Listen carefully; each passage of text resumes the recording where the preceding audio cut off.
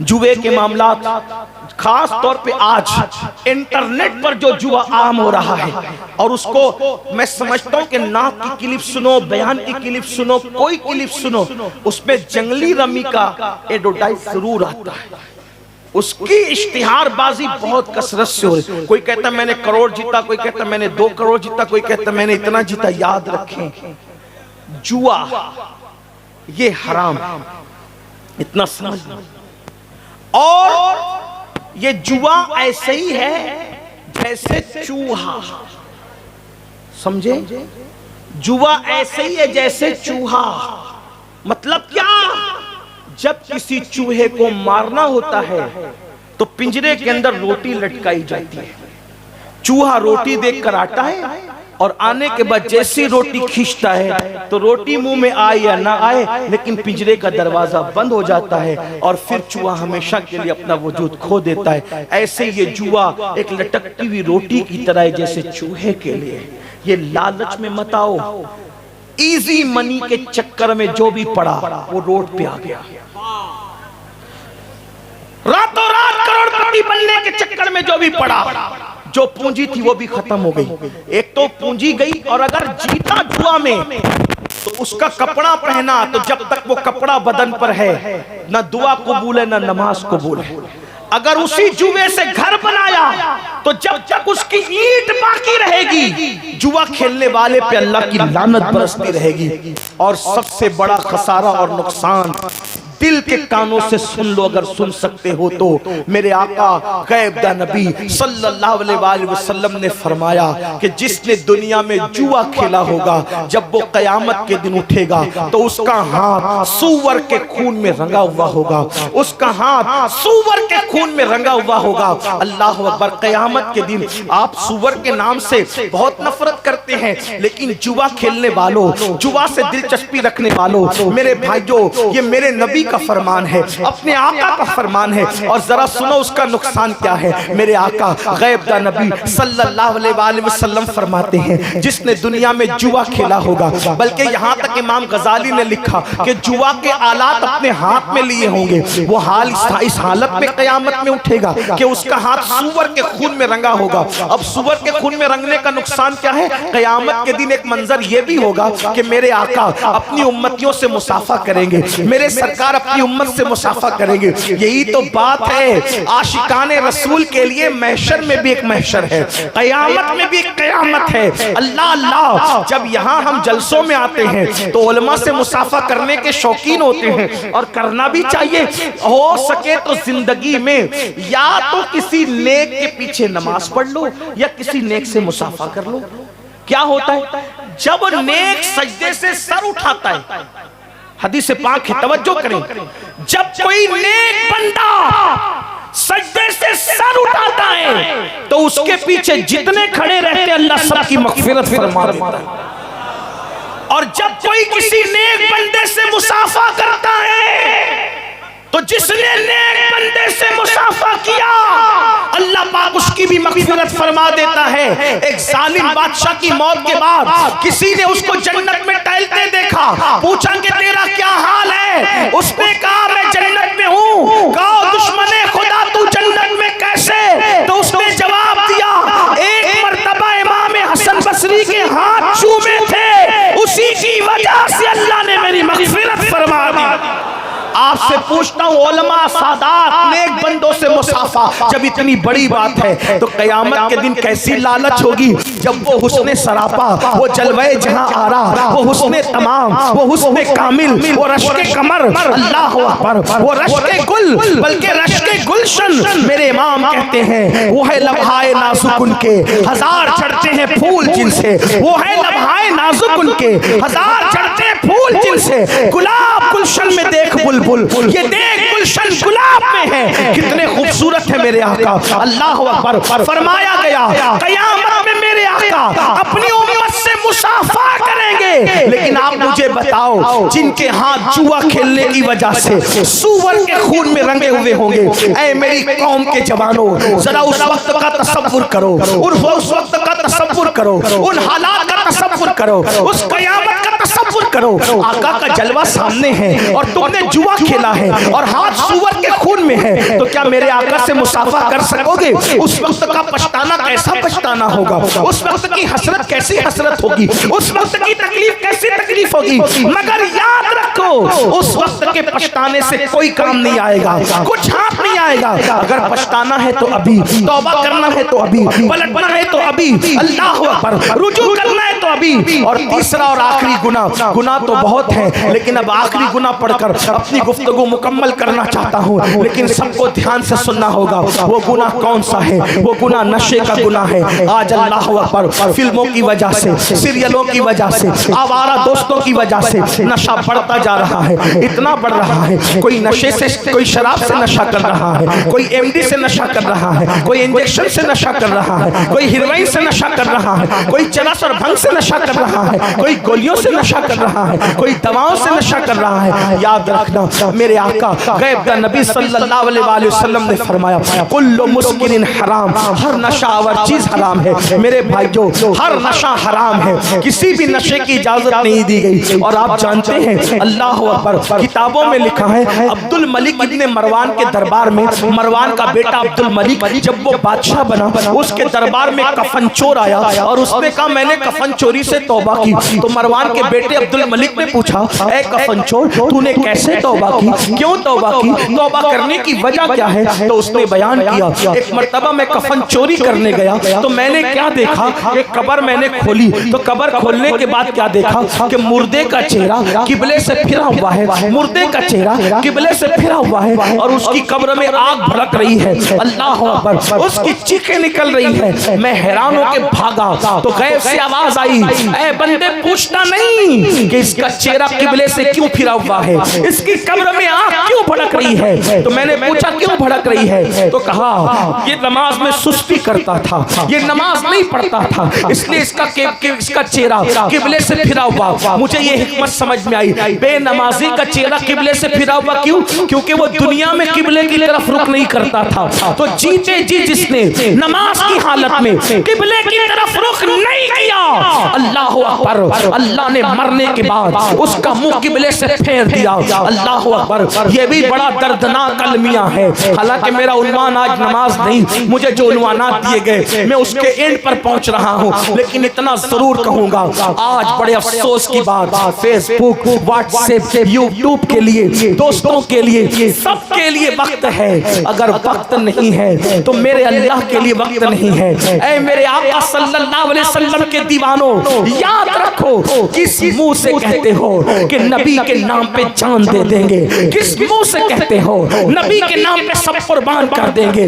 جو قوم اپنے نبی کے نام پر 10 منٹ کا وقت قربان نہ کر سکے، میرے بھائیو نماز کے لیے 10 منٹ سے زیادہ کا ٹائم نہیں لگتا۔ سن لو اللہ کے رسول غیب کا نبی صلی اللہ علیہ وآلہ وسلم فرماتے ہیں اے میرے صحابہ، آقا نے اپنے اصحاب سے کہا اے میرے صحابہ دعا کرو اللہ کسی کو بدبخت نہ کرے، اللہ کسی کو محروم نہ کرے۔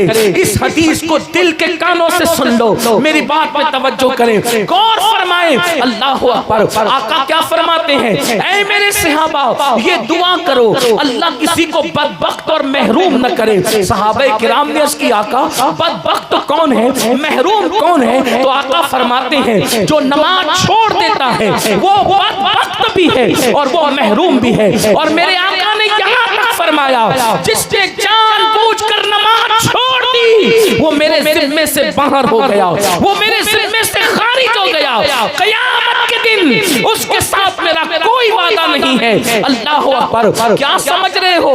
آقا کریم صلی اللہ علیہ وآلہ وسلم نے یہاں تک ارشاد فرمایا جس نے نماز چھوڑ دی اللہ اس کے کسی عمل کو قبول نہیں کرے گا۔ اللہ اکبر، اے مسجدوں کو ویران کرنے والوں صرف 10 منٹ کا ٹائم ہے، تم جان دینے کی بات کرتے ہو میرے بھائیو، یقیناً تم سچے ہو، لیکن نماز کی اہمیت سمجھ لو۔ پورے قرآن میں کم و بیش 700 مرتبہ اللہ نے نماز کا حکم دیا۔ اور قرۃ العیون کے اندر فقی ابو اللیث ایک حدیث لکھتے ہیں، اس کو سن لیں۔ حدیث پاک سنیں، اللہ کے رسول علیہ السلام فرماتے جہنم میں ایک وادی ہے، جس وادی سے دن میں 5 مرتبہ جہنم خود بھی اللہ کی پناہ مانگتا ہے۔ ایک وادی جہنم میں ایسی ہے جس سے دن میں 5 مرتبہ جہنم بھی اللہ کی پناہ مانگتا ہے، اور اس وادی کی آگ کا یہ حال ہے، آگ کی حرارت کا یہ حال ہے کہ اگر اس میں پہاڑ ڈال دیے جائیں تو پہاڑ بھی پگھل جائیں۔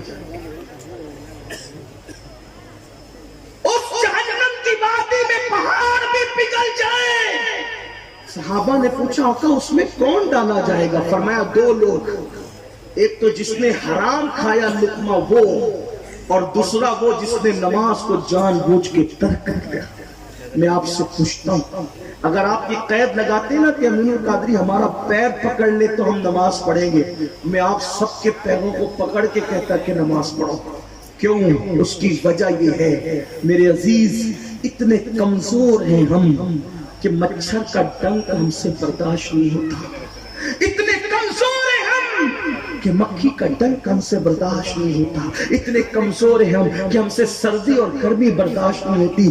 جس جہنم کے اندر پہاڑ پگھلیں گے، اس جہنم کی آگ کو یہ کمزور جسم کیسے برداشت کرے گا، کیسے گوارا کرے گا؟ سوچو، کھیت کا بچھو ڈنک مار لے تو ہم اس کو برداشت نہیں کر پاتے، جب جہنم کا بچھو، جس کے بارے میں اللہ کے رسول فرماتے ہیں جہنم میں ایک وادی ہے جس کا نام جب الحزن ہے، جب الحزن، اور آقا فرماتے ہیں جب الحزن کے اندر کھچر کی طرح موٹے موٹے کالے بچھو ہے، اور ایک بچھو ایسا ہے جس کے منہ کے اندر 70 ڈنک ہے، ہر ڈنک میں ایک زہر کی تھیلی ہے، جب وہ کسی کو ڈنک مارے گا تو 1000 سال تک کے زہر اس کے جسم کے اندر گھومتا رہے گا، اس کا جسم کا گوشت جھڑ جائے گا، اس کی ہڈیاں ٹوٹ جائے گی۔ یہ اللہ کے سچے رسول نے فرمایا۔ جس نبی کے کہنے پر اللہ کو ایک مانا، جس کے کہنے پہ قرآن کو اللہ کی کتاب مانی، جس کے کہنے پر اسلام کو اللہ کا دین مانا، وہ نبی فرما رہے ہیں جب الحزن میں ایک بچھو ایسا ہے جو اللہ اکبر، اس کے منہ میں 70 ڈنک ہے، ہر ڈنک کے اندر ایک ایک زہر کی تھیلی ہے، وہ ڈنک مارے گا 1000 سال تک کے زہر گھومے گا، گوشت جھڑے گا، ہڈیاں ٹوٹ جائے گی۔ صحابہ نے پوچھا آقا وہ کون سا کم نصیب ہوگا جس کو جب الحزن کا بچھو ڈنک مارے گا؟ آقا فرماتے میرے صحابہ جس نے جان بوجھ کر نماز چھوڑی ہوگی وہ بچھو اس کو ڈنک مارے گا۔ میرے بھائیوں بتاؤ وہ طاقت کہاں سے لاؤ گے، وہ قوت کہاں سے لاؤ گے؟ جو قوم مکھی اور مچھر کا ڈنک برداشت نہ کر سکے، وہ قوم وہ بچھوؤں کا ڈنک کہاں سے برداشت کرے گی؟ آپ کے خوبصورت بھولے بھولے چہرے دیکھ کر دل میں خیال آتا ہے ہاں ان چہروں کا کیا بنے گا جب ان چہروں پر جہنم کی آگ بھڑکائی جائے گی۔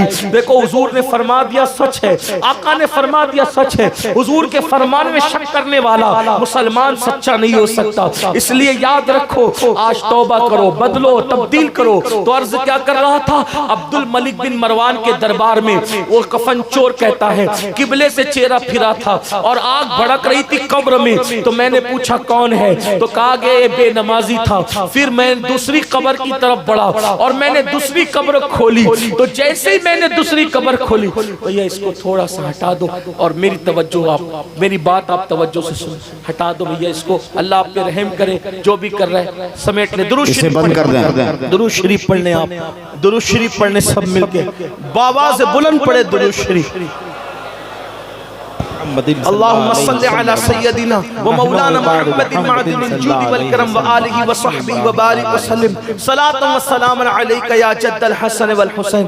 تو میں وہ کفن چور کہتا ہے جب میں دوسری قبر کو کھولنے کے لیے گیا تو میں نے کھولا تو کیا دیکھا کہ اس کے اندر انسان کا جسم تھا اور چہرہ سور اور خنزیر کا تھا۔ توجہ سے سنو میرے جوانوں، نشہ کرنے والوں، شراب پینے والوں، شراب کی گولیاں کھانے والوں، شراب کی بوتلیں گلے کے اندر انڈے اڑیلنے والوں، نشے کی گولیاں کھانے والوں، دوا کے نام پہ شراب پینے والوں، نام بدل بدل کر شراب پینے والوں، اللہ اکبر اپنے آپ پہ رحم کرو۔ ارے نادان، میں نے جو نماز کی اہمیت بتائی، کتنی اہم ہے نماز، اہم العبادات ہے، افضل العبادات ہے، اشرف العبادات ہے، 700 بار کم و بیش نماز کا حکم ہے۔ صحابہ کہتے ہیں جو نماز پڑھے وہ مسلمان، ہم اس کو سمجھتے تھے، جو نماز نہیں پڑھتا تھا ہم اس کو مسلمان نہیں سمجھتے تھے۔ اعلیٰ حضرت نے فتاوی رضویہ شریف میں مذہب نقل کرتے ہوئے لکھا کہ کئی صحابہ کرام بے نمازی پر کفر کا فتویٰ دیتے تھے، کئی کتابوں کے اندر یہ بات لکھی ہے، اس پر کس کا فتویٰ، اس پہ کس کا فتویٰ، او بے نمازی تجھ پہ صحابہ کا فتویٰ ہے، تجھے سب پہ لگے ہوئے فتووں کی فکر ہے،